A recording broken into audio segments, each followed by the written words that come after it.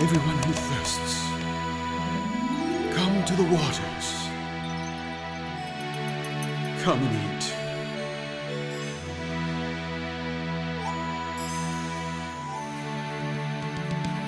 Listen diligently to me, and eat what is good, and let your soul... So I have a teaching that I prayed about, and Yah gave me, began to work with me on this about a week and a half ago. And I began to get ideas and a drawing and an inclination in my heart, and started to write a few notes down and got some revelations. And then I sat down right before Passover, and as I began to sit down with my Bible open on the desk in front of me, my desk, and my computer, I began to write, and it just like the Ruach took over and just carried me. And this often happens. I can't write fast enough. I have to really shut everything out and nobody bother me. It's just like I'm in a gold vein, and I'm following it wherever it goes. And what's beautiful is I'm learning as I go along. I'm reading the scriptures, I'm looking at the languages, and every step I take, the Ruach is prompting me, giving me, I'm literally writing and typing as fast as I can. And anyway, so it just literally, I spent probably 10 hours on this, almost all day. And then it was really, when I got done, I was pretty exhausted. And then I worked on it some more. So it all started when I read before I go to bed. I have a Bible on the nightstand next to my bed. And I try to read the Bible or pray at least a little bit. I don't know whoever brought this. Thank you. Was that you, Bill? Yeah. Thank you very much. Appreciate it. Thank you, Sid. You're following in your dad's footsteps. That's a blessing. Thank you so much. And so I was reading in the Psalms where it talks about inclining our hearts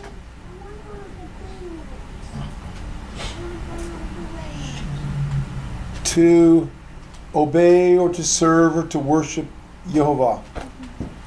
And that, often as I'm reading the Bible, something will jump out at me, kind of grab me and speak to me. And it says, incline your hearts. And I'm thinking, that's something we have to do. And then I looked up all the places where the word incline your heart or the word incline. I found out what the Hebrew words were. And I looked up all the places in the Bible where that's used.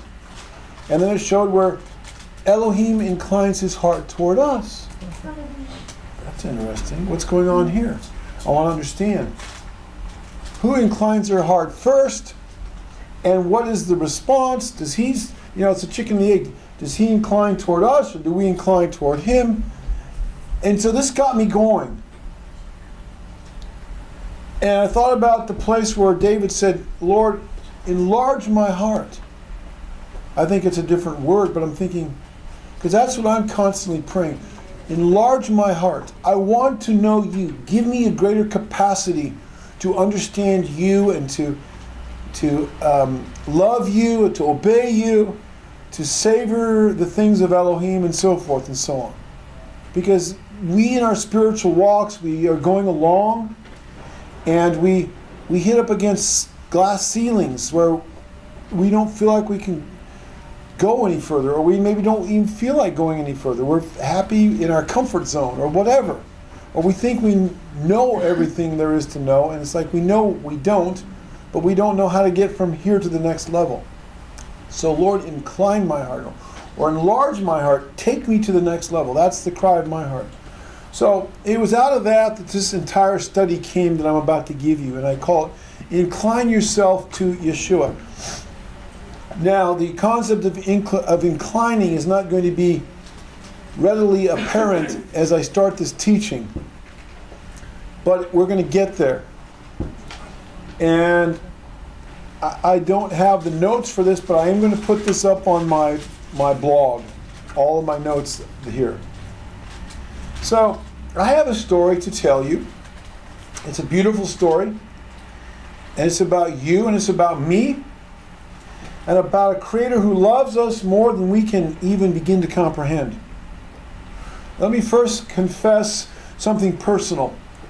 My greatest desire in life, other than spending eternity with Yeshua, with Yehovah Elohim and Yeshua and the Ruach HaKodesh, my greatest passion is to be a catalyst for spiritual revival. That is on this earth, here and now. That is my greatest passion. It has been for many decades. That is to see the light of Yehovah's truth transformationally pierce the darkness of men's lives, causing a mighty river of life to flow from heaven and to bring to this earth love, joy, and peace and abundant spiritual life as people come to know Yeshua, their Messiah, and to love Him by keeping His commandments. This passion burns like an unquenchable fire inside of me, deep within my personal spirit and within my soul, within my mind, will, and emotions. It's behind everything that I do. And I can't walk away from it. I can't get away from it. So I don't try. It's just it's what I've been called to do. It's my destiny. My next greatest life ambition, next to that, and they're really kind of two sides of the same coin, is to see as many lukewarm, modern-day Laodicean disciples of Yeshua, regardless of where they are. I don't care what denomination, church, or just wherever they may be. Oh, I want to see them awake from their spiritual slumber and fall in love with Yeshua the Messiah, and to love and serve Him the rest of their lives. I want to see spiritual revival and awakening, and it begins at home. It begins in the home of my own life, and my own heart, and my own mind, and it goes from there and spreads outside of me, one life at a time. I want to be like a rotten apple, but in a good sense. And we talked about rotten apples. You know how a rotten apple has a blemish, and a little rotten spot, and it will spread to the others. Well, I want to be a rotten apple, but not rotten. I want to be like a good rotten apple that spreads the love of Yeshua, not rottenness, but to the rest of the boxes, the apples in the box. Or there's one. It's kind of like a domino. Probiotic. Yeah, probiotic, right? Yeah, domino effect. Yes, and there's one place in the Bible where leavening is used positively. Most places it's negative, representing sin, representing hypocrisy, representing false doctrines of men, representing pride. But one of the Yeshua's parables about the kingdom, he talks about leavening like a little yeast, and it spreads throughout the whole lump of dough. And that's how the kingdom of Elohim starts, very small in each individual person's lives, and it spreads out from life to life to life. So that would be the positive sense of yeast, which is a type of fungus, which gets back to the apples. The rot is, an apple is a type of fungus, but we're using it in the positive sense. So my prayer is that this message, the message that follows, will hopefully awaken somebody and will help bring somebody to spiritual revival and awakening, whether it's in this room or somebody watching this video. And all of us need spiritual revival. All of us have areas in our lives that need to come alive, need to be awakened. We all have areas of lukewarmness, all have areas of backsliding. We all have room for improvement. Now, the Bible reveals that the humans were made in the image of Elohim. I think you all have a good sense of that. He put the first humans in a garden. He didn't plant them in a city. He put them in a garden to walk and to commune with Him in a sin-free paradise called Eden. I'm going to have a lot more to say about this. I think it's Sukkot. It's a theme that Elohim is working with me on. this concept of Eden and paradise and utopia as it relates to the New Jerusalem, and also all of the false utopias and paradises that this Antichrist system that runs the world is trying to engender, trying to birth, these counterfeits, whether you call it Marxism, socialism, this religion or that religion, New Ageism, the New World Order, Babylonianism. They're all counterfeits to the one truth. I'll have more. I want to talk about the matrix that's coming down over this earth like a web. A matrix. And I'm not going to get into the meaning of that word. I'll just tell it has to do with your mother and what births you. And this something is trying to be birthed on this earth, and it's the devil. He's creating a matrix to control what people say, do, and think. And if we're not careful, we're going to get sucked into it. That's all I'm going to say. I'm going to be teaching about that. I've got a whole bunch of material. I'm going to be teaching on that probably at Sukkot. How to stay free of the matrix and break out of that and not allow it to suck you in like a web. World Wide Web. Think about the terminologies. The cloud. I mean, even the terminologies. Artificial intelligence. We could go on and on and on. Virtual reality. The virtual reality of this of a counterfeit system out here that's trying to suck people into it, away from the reality of Elohim. Oh, there's so much I want to talk about. Anyway, Adam and Eve, Yah put them in a sin-free paradise called Eden. Now, how many of you know what the word Eden means? We talk about the Garden of Eden. Everybody knows what that means. But what does the word Eden mean? You know, I had to look it up. I couldn't even remember what it meant. It's very significant, and it speaks to our hearts. Each of us, what's inside of us, Eden, the meaning of the word.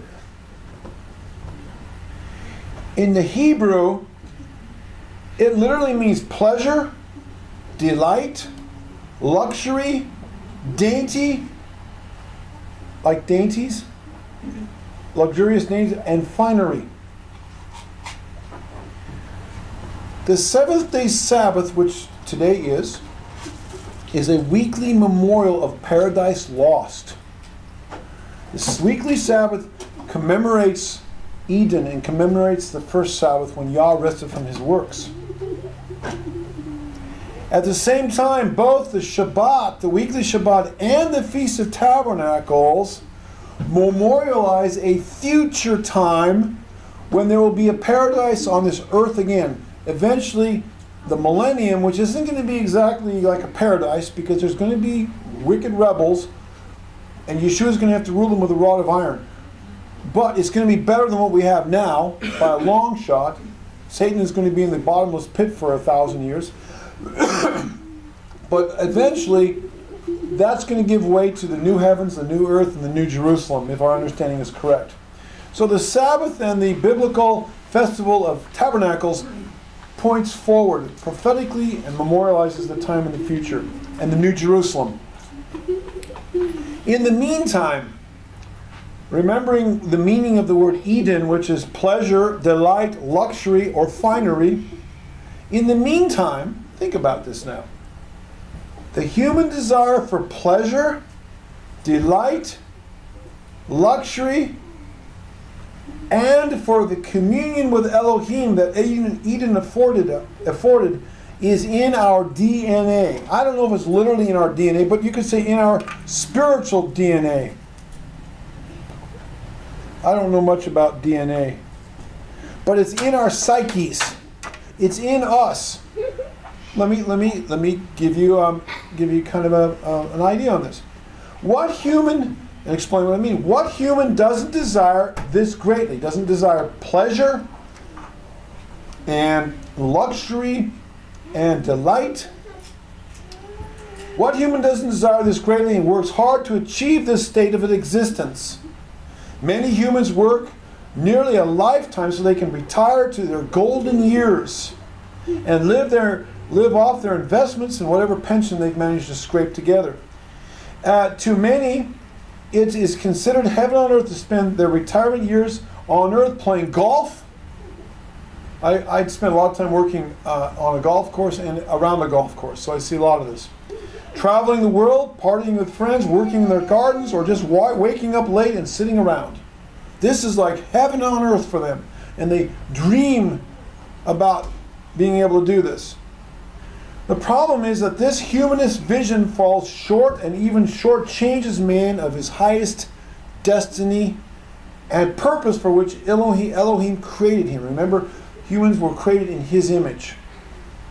Our Creator has a much higher aspirations for man than just spending his last years on a golf course or on a cruise ship or sitting in a lazy boy recliner. Elohim created man in his image to become a child of Elohim, to be literally adopted into his family, to use a Pauline, as in the Apostle Paul, a Pauline term, which Paul uses the term adoption in Acts 8:15, 8:23, 9:4, Galatians 4:5, and Ephesians 1:5, exactly 5 times. And it literally means to become like Yeshua, or to quote John the Apostle in his first epistle, 1 John 3:1-3, we don't know what we will be like, but we will be like him, for we shall see him as he is. Or to become the children of Elohim, as John writes in his gospel, John 1:7. He's given us the power, the right. I believe the Greek word exousia, which means the power or the right or the divine privilege or the authority to become the children of Elohim. Now, this is not something that the Christian church in the West teaches about becoming the children of Elohim. There are cults that teach about this, and they have their skewed theologies, like the Mormon Church. And that's not what I'm talking about. But biblically, this is a concept that the Eastern Orthodox churches teach about. And when I say Eastern Orthodox, I'm talking about, I don't know what the Greek and the Russian Orthodox churches teach, but I know the Syrian Orthodox churches teach this, and they go back to they're the oldest churches on the planet. They go back to the original. And there's a fancy theological term called theosis, which defines this biblical concept. Theosis, literally, if you define it, is a transformative process whose aim is likeness or union with Elohim. End quote.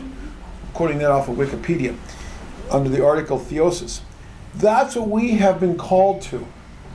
And I'm not here to talk about theosis, but because we've done that before, but I want to just put that idea out there.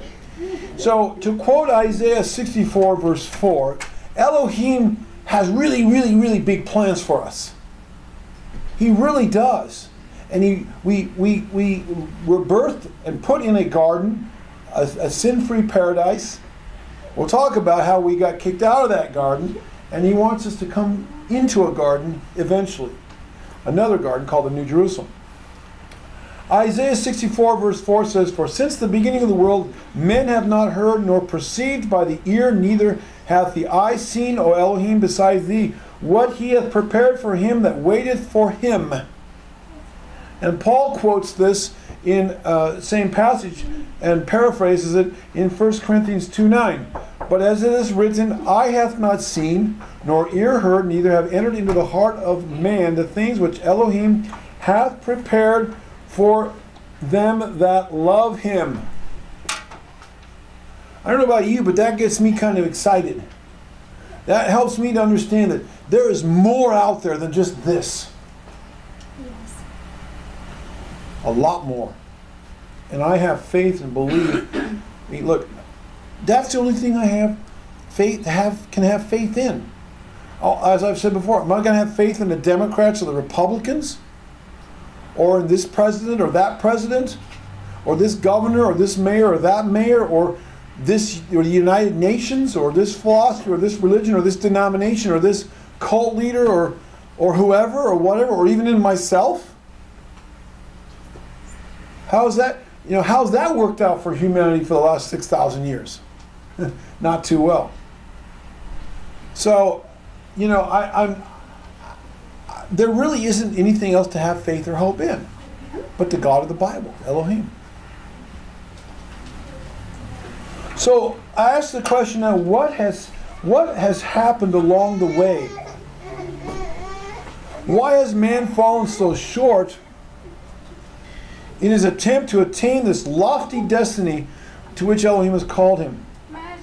We have settled, humans have settled for something much lower destiny than Elohim had for man when he created man in his image and put them in a garden to have fellowship with him. Instead, human beings seek to become, instead of seeking to become the children of Elohim, most men spend their life in a quest for monetary wealth, material possessions, play toys, sensual pleasures, fame, power, knowledge, fine food, wines, the affection of pets. The affection of pets is beyond me. People treat their pets worse, better than they treat their kids. It's like they're pets. They're almost like children. It's unbelievable to me. Pets are wonderful, but my goodness, how far does it go? How much money do people have to spend on their animals? I don't get it. Entertainment, movies, games, sports, fishing, and so on. Some people are idolatrously obsessed with these earthly pursuits. You can't get them to church. You can't get them to come to a Bible study. But boy, they will bend over backwards for their pets, for their movies, for their games, for their videos, for their traveling, for anything and everything. It's the way of this world. So what happened along the way that caused man's brief tenure in paradise of Eden? And for those of you that just walked in, the word Eden, literally in Garden of Eden, means pleasure, luxury, finery, and delight. That's where he put us in to experience all that in communion with him. And something messed it all up. And of course, you know the answer, but I'm going somewhere with this. We got to set this up first, because I'm about to give you some really cool stuff, hopefully. So what caused man to lose sight of the real paradise and the communing with his Creator, and where he was birthed or placed in a genuine utopia?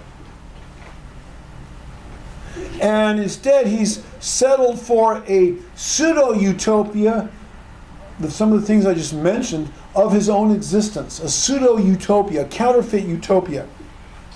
Well, as you all know, the one thing that happened is what? That caused man to lose that utopia called Eden. It was one thing. What was it? Sin. Yes. And as you know, the serpent paid the first humans a visit in a garden and basically told them, you don't have to do what the Creator says. You don't have to follow His word. You can do it wherever you want and still have all the good stuff. You know, they bought it hook, line, and sinker, just like a fish that grabs a hold of the hook and the worm on the end of the hook and just grabs the hook and the line and the sinker, the whole thing. For those of you that have fished, it's a real pain when a fish swallows the whole thing and it's clear down in its gut and you've got to get the hook out. The bigger the fish, the more difficult it is. You're really happy when you catch a fish and it just got hooked in the jaw or the mouth or wherever. But when it's clear down in the, you got to about pull its guts out. Okay, that grosses me people up, but any of you fished, you know what I'm talking about. You got to have needle nose pliers and reach clear down there. And if you're big game fishing, like, it's a big fish, like we were catching 140 pound halibuts up in Alaska last year. That's kind of hard. How do you reach down in a fish that's 6 feet tall? Anyway, you use big treble hooks. These hooks are huge, so they're not swallowing them all the way. They're getting caught in their mouth, which is good. Okay, there's a little secret on that one. But anyway, the devil promised that Adam and Eve could have all this stuff. But how many of you know that the devil always overpromises and underdelivers? He always overpromises and underdelivers, and nothing has changed. His tactics have never changed. Only the actors, the costumes, and the script, and the venues change, but he uses the same old plot and scheme. It never varies. Reject true paradise. He gets you to reject true paradise in favor of an inferior, cheap counterfeit of man's own making that ends up in misery and death, called this earth. and all the things that are around it. Not everything in the earth is bad, but I mean, I'm talking about just about everything that man touches is tainted and polluted and bad. Now the problem is that man wants to fly like eagles and to soar above it all. Until the Wright brothers discovered flight, men tried everything they could to how to fly. I mean, you've seen the pictures, you've seen the all that. I mean, they had all kinds of contraptions and flying machines, and they made feathers out of wings, or they flapped and they jumped off a cliff and died or hurt themselves. I mean, they tried all kinds of things. Men want to fly, but the problem is, and they want to just not fly, but they want to get up there. I think that's that drawing in human beings to want to go up. We're down here, but we know there's something up there. What's called Elohim. The problem is gravity keeps our feet planted on the ground of this earth. It even pulls us down if we try to climb up. As a professional arborist and a high climber for 30 years, I know about gravity. I have fallen, and I have to be very careful that all of my equipment, my harnesses, my lanyards, my ropes, my hardware, carabiners, and all the other, I have thousands of dollars worth of equipment, is all in good working order, and everything's just right. Otherwise, I'm dead or injured. It's that simple. So I know about gravity. But this is a law of physics, but there's a spiritual law of gravity as well. It's called the law of sin and death. Romans 8:2 talks about it. And it's always wanting to pull us down in the pit of evil. And it fights against our personal spirit, our inner man, that wants to go up. But there's something trying to pull us down. Paul describes this struggle between the two forces inside of us in Romans chapter 7. He says, "For the good that I would do, I do not. But the evil which I would not do, that I do. I find then a law that when I would do good, evil is present with me. For I delight in the law of Elohim after the inward man. But I see a law in my members, warring against the law of my mind and bringing me into captivity to the law of sin and death, which is in my members. O wretched man that I am, who will deliver me from this body of death?" And you all can relate to what I'm talking about if you're in the battle, if you're in the struggle. If you're not in the battle, then you don't have a clue. But then you wouldn't be listening to this video, so you must be in the battle. Hallelujah. And as you know, this is called the flesh, the carnal nature, or the Jews call it the evil inclination, the Yetzar Ra is the Hebrew word for that. Man has been trying to return to the pleasure and delight of Eden ever since. The problem is that most men are trying to come back to Eden through one of the serpent's many back doors, and not through the one front door that Elohim has made. And you all know what that door is, but I'm going to give you some background information a little bit later that will hopefully excite you and spur you onward and upward. Now, many people have heard of the 12-step program to overcome this addiction or that addiction, whether it's alcoholism, drugs, a drug addiction, gambling, pornography, overeating, and so on and so on. How many of you know that the first step is the hardest step on the 12-step program? It's recognizing, getting over one's pride and humbling oneself and recognizing, I have a problem and I need help. I remember when I worked for the Oregonian newspaper as a reporter years ago, I interviewed some people that had a 12-step program treating, I don't know if it was drug addicts or alcoholism, but I interviewed these people, and that's what they told me. I wrote a piece on it, and it's always stuck with me. Once people get over their pride and recognize I have a problem, then they can get help. But they can't help themselves. They got to reach out to a higher power. That's another one of their, I don't know which 12 steps it is or what, but it's part of the program. Their higher power. You can't pull yourself up by your own bootstraps, otherwise you would have gotten over your addiction a long time ago.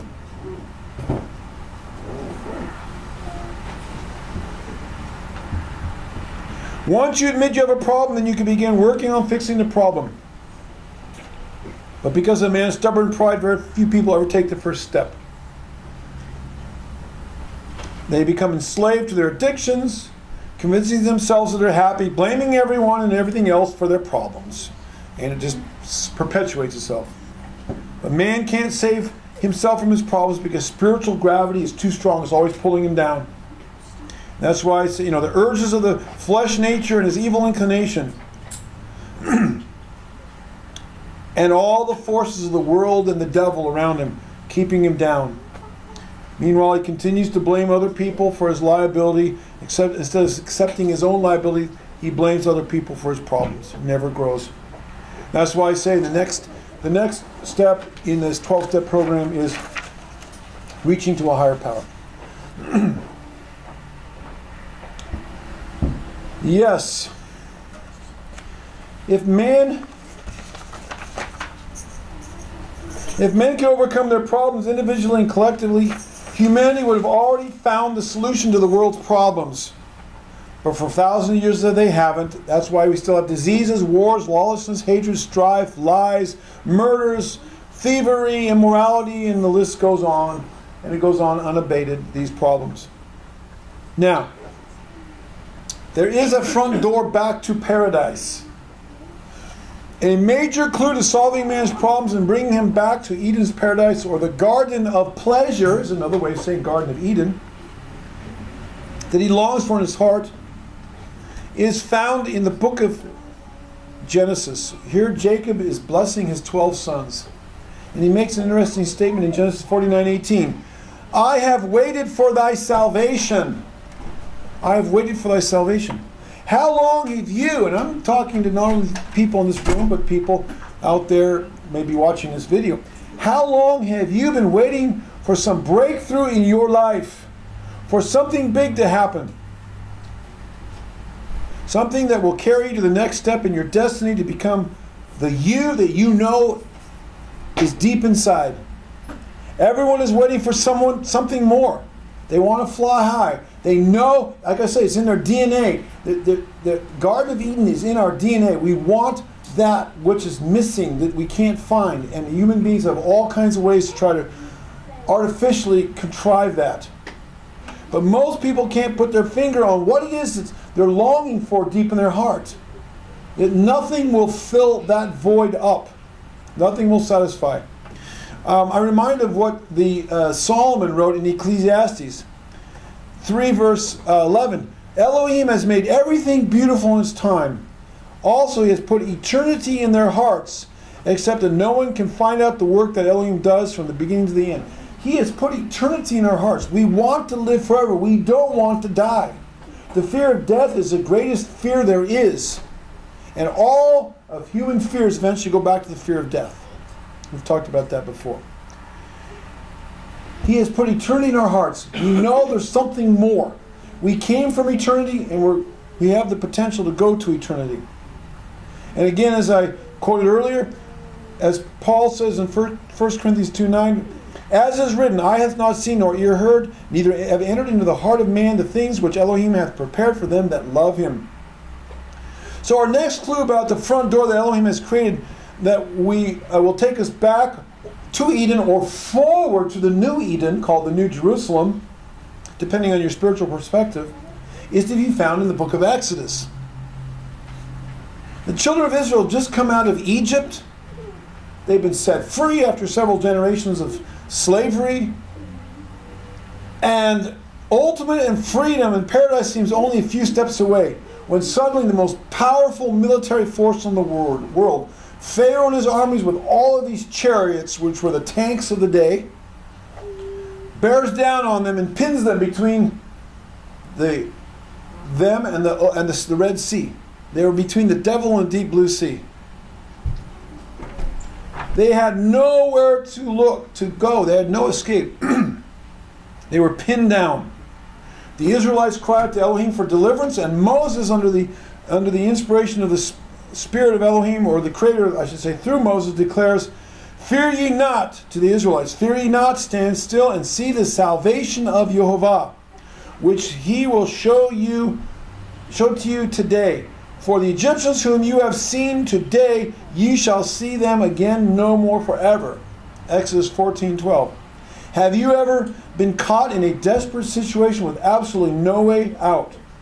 You're drowning in a sea of hopelessness, and there's no rescue in sight. I think we all can relate to that. The Israelites cried out in despair for help, and he gave them a clue as to who the source of their salvation would be, if they would only trust him. Our next clue that will lead us back, or perhaps forward to heaven on earth, that Adam and Eve rejected and were expelled from is found in Moses' last book, the book of Genesis, Deuteronomy rather. And that's in Deuteronomy 32. That's the famous song of Moses, which is a prophetic look at Israel's future history. And because history repeats itself over and over again, it is really the story of our lives as well. And it's about a people that are given the truth and given the hope and given Elohim as their Elohim, and then they fall away, become worldly, backslide, and they have to be punished, and they get brought back, and they fall back into apostasy, and on it goes. And in Deuteronomy 32:15 it says, He, that is Israel, forsook Elohim which made him, and lightly esteemed the rock of his salvation. The rock of his salvation. Oh, how humans perennially reject the answers to their problems that lie directly, the answer to their problem that lies directly in front of them, like an unopened door. It's just right there. But their stubborn pride they refuse to see it. They ignore and dismiss this solid, massive rock, which is right in front of them, which is their deliverance, the rock of their salvation. And instead, they choose to build their house not on the rock, but on the shifting sands, like a fool, as Yeshua said in the parable when he gave the parable of the rock, building your house on the rock, versus the fool, the wise man who builds his house on the rock, versus the fool that builds his house on the sand. And when the wind and storm comes, it destroys the house and washes it all away. In Matthew chapter 7. And in Proverbs 14:12 we read, There is a way which seems right unto a man, but the end thereof are the ways of death. Yes, humans tend to reject the very path that leads upward toward joy and pleasure, for which they so deeply yearn in favor of the path of least resistance that leads downward. So one part of them, their spirit, yearns to be up here, but they have this other part that just constantly, this spiritual gravity, the world, the flesh, and the devil, is constantly pulling them down.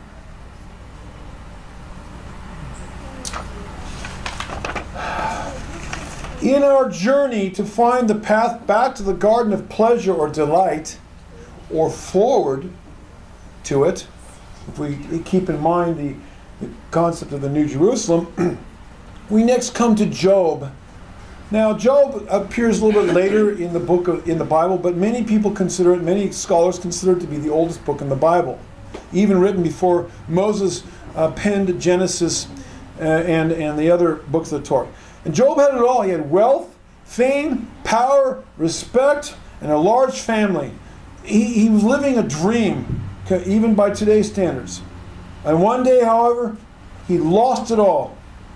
And due to a grievous disease, he even despaired of his physical life.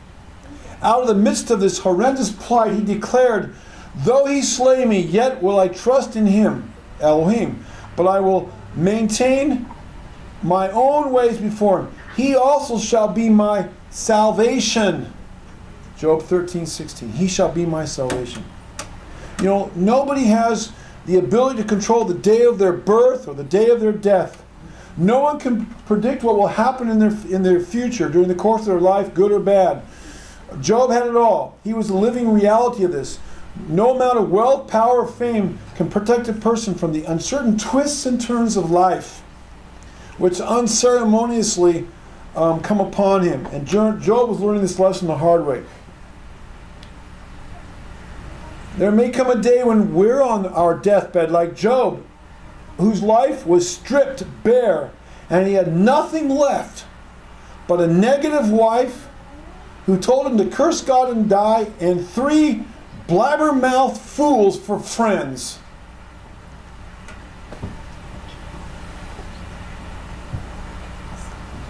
Why not? What can we learn? Why wait until then? Why not learn the lessons from those who have suffered through the school of hard knocks before us and look up to our Creator here and now, instead of having to go through these hard lessons ourselves? So in this verse, this verse in Job contains yet another clue on how to fulfill the deepest human longings and desires, and how to experience joy, delight, and pleasure that human beings rejected in the Garden of Eden because they refused to serve and obey Him. Now there are many other verses that speak of the way that leads to paradise in this life and the next. Here are a few verses that I want to give to you that speak about this. This is Hannah. This is the mother of Samuel in 1 Samuel 2:11. It says this of Hannah. And Hannah prayed and said, she's praying to Yehovah, my heart rejoices in Yehovah, my horn is exalted in Yehovah, my mouth is enlarged over mine enemies, because I rejoice in thy salvation. In 2 Samuel 22:50, we read, therefore will I give thanks unto Yehovah among the heathen, and I will sing praises unto thy name. He is the tower of salvation for his king, and showeth mercy to his anointed, unto David and to his seed forever. Psalm 3:8, sing unto Yehovah all the earth, show forth from day to day his salvation. That's actually 1 Chronicles 16:23. Salvation belongs unto Yehovah, thy blessing is upon thy people. Psalm 3:8. Psalm 13:5-6, because I have trusted in thy mercy, my heart shall rejoice in thy salvation. I will sing unto Yehovah, because he hath dealt bountifully with me. And there's a number of other scriptures that speak of the salvation of Yehovah and the blessings that it brings, and the joy and the deliverance, and the protection from the enemies, and a blessed life, and so forth and so on. Now let's speak. What do all these scriptures, almost every one of these scriptures I've read from the beginning of this teaching to this point, have in common? They all speak of the salvation of Yehovah and the blessings and benefits thereof. What happens when humans don't accept the salvation of Elohim? Well, speaking of the children of Israel, we read in Psalm 78, Yehovah speaking, give ear, O my people, to my Torah law.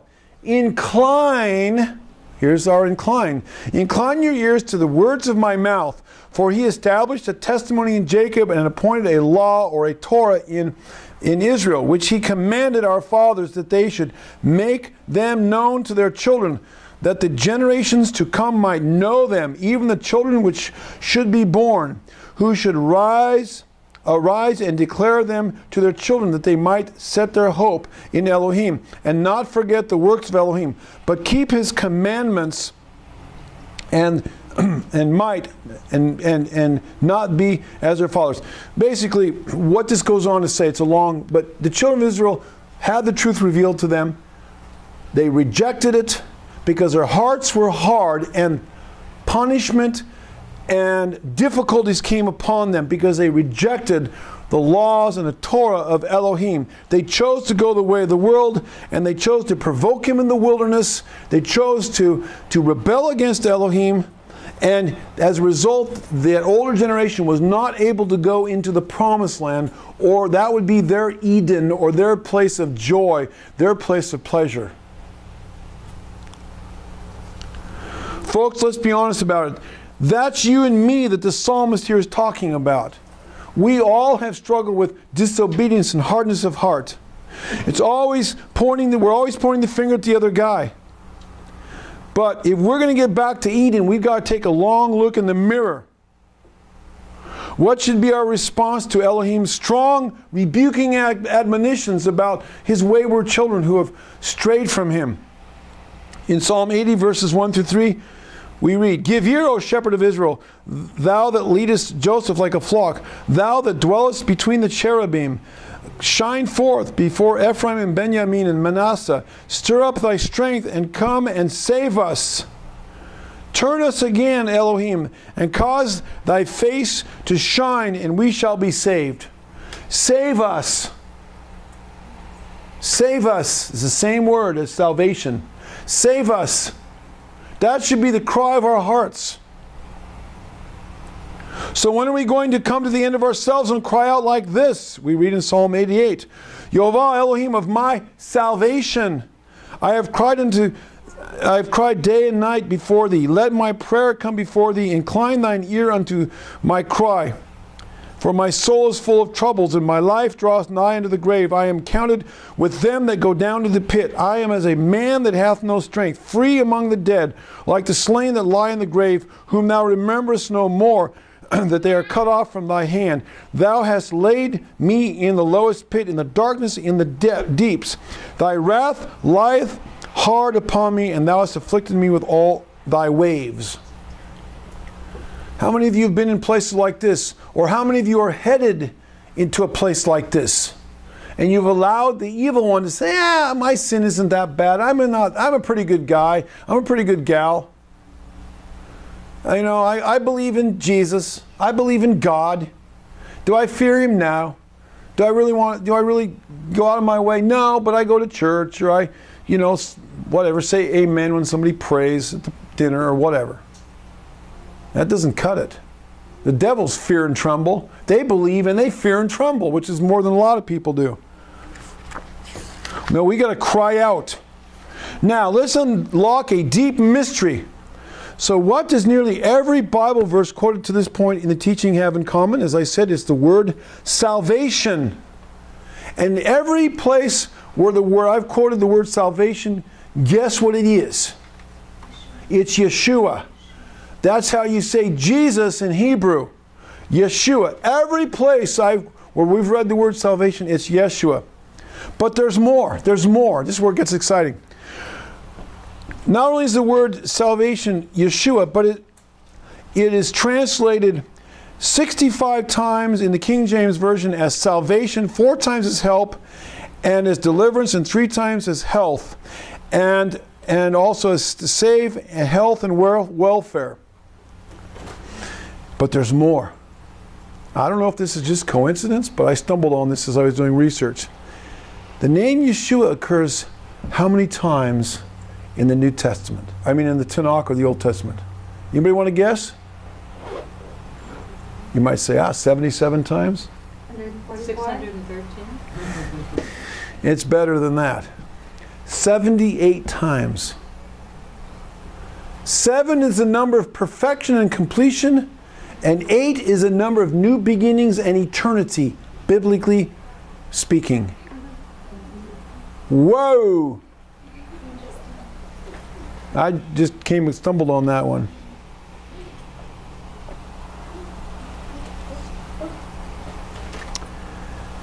Seven is the number of completion and perfection.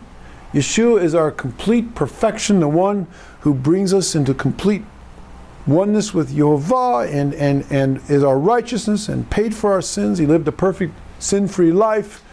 And 8 is the number of new beginnings. Through a relationship with Yeshua, we can have a new beginning, which will lead to eternal life in the New Jerusalem, which speaks of eternity. Now in Psalm 78, we read the sorry story of the children of Israel who refused to obey Elohim despite all that he had done for them, delivering them and leading them en route to the promised land, through the wilderness. In verse 1 of Psalm 78, we read, "Give ear, O my people, to my Torah. Incline your ears to my mouth." And then a few verses later in verses 21 22, we read, "Therefore you have all heard this, and was wroth, so a fire was kindled against Jacob, and anger also came up against Israel, because they believed not in Elohim, and trusted not in his salvation." So we already know that the word salvation there is Yeshua. But what about the word incline? Well, incline, what's it have to do with the name Yeshua or salvation? Or what's that to do with salvation? Listen carefully. This really is one of the major key points of this whole teaching. So I want everybody to listen very carefully. The word for incline is the Hebrew word natah, N-A-T-A-H, and it means to stretch out, to extend, to spread out, to pitch, turn, to incline, or to bow. What is Elohim instructing his wayward people to do in Psalm 78:1? To incline your ears, the ears of your mind and your heart, to the words of my mouth, and to obey me, verse 7. To teach them to your children, verses 6 and 7, and to not be stubborn and rebellious, and to set your heart on the things of Elohim, verse 8, and then to trust in his salvation, or to trust in Yeshua, verse 22, so that he won't have to punish them, or punish you, verse 31 through 34, so that he can bless you and bring you into the fruitful land of your blessed inheritance. That's eternity. That's the Garden of Eden. That's the New Jerusalem, of which the Promised Land was a prophetic prototype of. That is verses 54 and 55. This is the message for us. There are a lot of verses, or several verses, that speak of inclining or stretching or extending one's heart toward Elohim. Here's a sampling. Joshua 24:23. Now therefore, put away, said he, the strange gods which are among you, and incline, natah, your heart unto Yehovah Elohim of Israel. Psalm 45:10. Hearken, O daughter, and consider and incline thine ear. Forget also thine own people and thy father's house. Proverbs 4:20. My son, attend to my words, incline, natah, thine ear unto my sayings. And Isaiah 55 verse 3. My son, attend to my words, incline thine ear unto my sayings. Actually, I already read that. Incline your ear and come unto me, hear, and your soul shall live. And I will make an everlasting covenant with you, even the sure mercies of David. That's Isaiah 55:3. The wonderful thing is that when we willfully, determinately decide, what is it to be willful? It means to determinately decide, to make a decision, to tell your mind, I'm going to do this, to tell your feet, I'm going to go in this direction, to tell your heart, I'm going to do this, I'm going to be affectionate toward that. The will is a part of your soul, the mind, the will, and emotions. And when you make a decision to incline yourself to him, guess what happens? He says that he will incline himself to hear our prayers. It starts with us inclining ourselves to him. Psalm 17 verse 6. I have called upon thee, for thou wilt hear me. O Elohim, incline thine ear unto me, and hear my speech. Now I know David is asking Elohim to incline. But from this we can extrapolate that when the righteous who have their hearts inclined toward him pray to him, elsewhere it says he hears and answers our prayers. He inclines himself toward us. Psalm 71:2 says, deliver me in thy righteousness and cause me to escape, or incline thine ear unto me. And there's a number of other passages where it says that Yehovah inclines his ear toward us. What's more, when we decide to incline our ears and hearts and minds to Elohim, not only will he incline himself to us, but he will even help us. He will help us to incline ourselves to him. As 1 Kings 8 verse 15, that he may incline our hearts unto him. That's Yehovah may incline our hearts to him. Not only and to keep his commandments and his statutes and his judgments which he commanded his fathers. Psalm 119:36. Incline my heart unto thy testimonies, and not to covetousness. Psalm 141 verse 4. Incline not my heart to do any evil thing, but to practice wicked works with men that work iniquity, and let me not eat of their dainties. So what we can infer from this is that when we incline our hearts to him, we decide to follow and obey him, he will then incline himself to us, and he will even help us to do that. But it starts with us How many of you have heard, well, I just don't feel like serving God, or Jesus hasn't revealed himself to me, or, I'm waiting for God to just drop a revelation of who he is down on me? Like I'm so special that Elohim has to put a neon sign. I mean, I've heard this, in front of me, flashing, say, follow me. How many times they do that in the Gospels? It even sounded from heaven, this is my son, follow him, and people still didn't follow him. Are we so special that we think Elohim has to come and show up in front of us and say, hello, wake up? When he's given us his Bible, he's given us his preachers, he's given us his word, he's sent Yeshua, and because of our stubborn pride, we just still reject him. Now, I don't know if there's anybody in this room that fits that description. I'm not preaching it. I'm just preaching in general. Okay? But we all know people that's the case. Who know better. Who've been raised with the truth. And they just think, I'm so special. Elohim this to show up to me. And it just got to drop down on me. And one day I just wake up and have an aha moment. Well, that does happen to some people. But here it says, if you search and seek him out, if you just try it, prove him and test him, he will meet you. When you take one step toward him, he'll take 3 steps toward you. This is called synergism. It's 2 plus 2 equals not 4, but 100. You take one step toward him, he takes 3 steps toward you, and he empowers you to take 3 steps toward him so he can take 6 steps toward you, and then he empowers you to take 12 steps toward him so he can take 24 steps or 100 steps toward you. And when you step back from him, he steps back from you. You step back some more, he steps back some more. But then you step toward him, he steps toward you. It's called the law of reciprocity. It starts with us. So, in conclusion,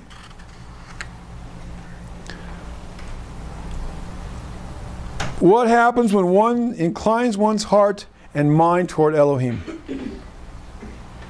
Let's read some Psalms where salvation is the word Yeshua. Because he has set his life upon me, therefore will I deliver him, I will set him on high. Because he hath known my name, he shall call upon me, and I will answer him, and I will be with him in trouble. I will deliver him and honor him with long life, and will satisfy him, and show him my salvation, my Yeshua. Or how about this one? Blessed are they that keep judgment, and he that doeth righteousness at all times. Remember me, O Yehovah, with thy favor that thou bearest up unto thy people. O visit me with thy salvation, Yeshua, that I may see the good of thy chosen, that I may rejoice in thy gladness, and of thy nation, that I may glory with thine inheritance. Yehovah is my strength. That's another one. Yehovah is my strength, and I'm not giving you all the scriptures. They're all in Psalms. You can get them online. I'm going to put them on my blog, this teaching. Yehovah is my strength and song, and has become my salvation. The voice of rejoicing and salvation is in the tabernacle of the righteous. The right hand of Yehovah doth valiantly, and I will praise thee, for thou hast heard me, and art become my salvation. That's Psalm 118. Psalm 149. For Yehovah taketh pleasure in his people. He will beautify or glorify or adorn the meek with Yeshua, with salvation. And in the day that thou shalt say, O Yehovah, I will praise thee. Though thou wast angry with me, thine anger is turned away. Thou comfortest me. Behold, Elohim is my salvation, my Yeshua. Boy, that talks about the deity of Yeshua, doesn't it? Elohim is my salvation. I will trust and not be afraid for Yah. Yehovah is my strength and my song. He also has become my Yeshua. Elohim has become my Yeshua. Talk about, again, the deity, validating the deity or the incarnation of Yeshua. Therefore, with joy, you shall draw water out of the wells of salvation, of the wells of Yeshua. And I could give you others. There's many, many others. Conclusion. Guys, this is the summary of the whole thing. The front door back to the Garden of Eden, or pleasure or delight that we all long for. It's not putting up a whole bunch of money so that you can retire and live in humanist heaven and live, you know, with no thought about tomorrow. I don't begrudge anybody that is able to do that. Hallelujah. But that's not what we were created for. We were created in His image, and He created us for something higher. He put eternity in our heart. He gave us in our spiritual DNA. He made us in His image, and we want to fly. We want to go high. We want to get up there. Not pick around on the earth and playing golf. I'm sorry, I work on a golf course a lot, so I'm fascinated, or not fascinated, I'm really, but, or spending all of our time on, you know, traveling. There's nothing wrong with that. There's nothing wrong with golf. Or playing games, or watching television, or whatever it is people do when they retire, or when, you know, when drinking beer, or, and again, I'm not against that. I love beer. Especially good microbrews. But I mean, but I'm talking about where that becomes the focus. Yes. Or spending time with all your friends, or in front of watching sports, or whatever the case may be. Again, none of those things are wrong, but when that becomes our God, and that's what our heart's desire is, it becomes an idol. So the front door back to the Garden of Eden, or pleasure, or delight, that every human being longs for deep in his heart, involves several steps.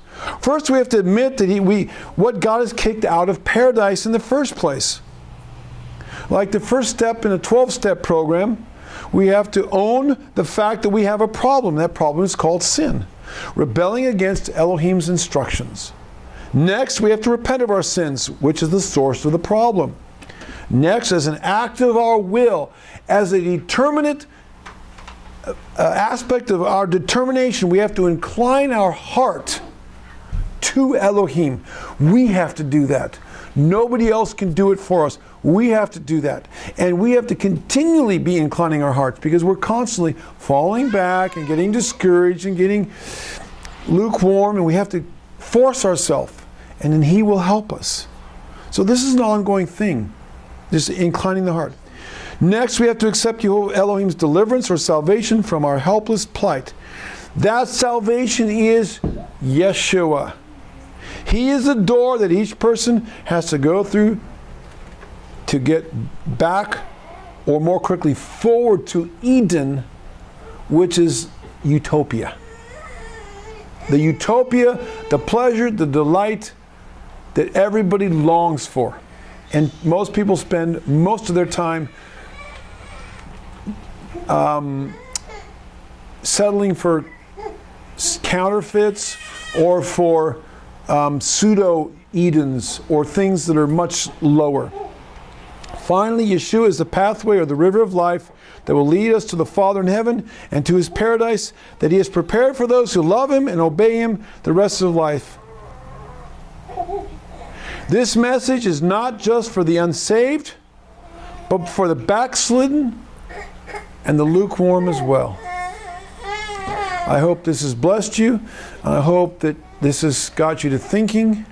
And if you take anything away from it, inclining your heart as an act of your will to determine whether you feel like it or not, whether you understand it or not, whether it makes sense to you or not, taste and see that He is good. Incline yourself to Him, and He will then reveal Himself to you and take steps toward you. And that will be the beginning of your journey back to Eden, or it's back to the future, the New Jerusalem. Amen? Hallelujah. Hallelujah.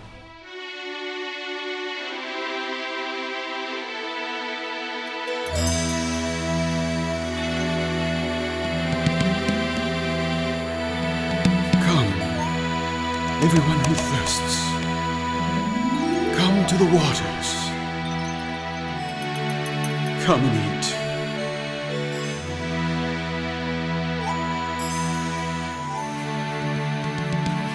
Listen diligently to me, and eat what is good.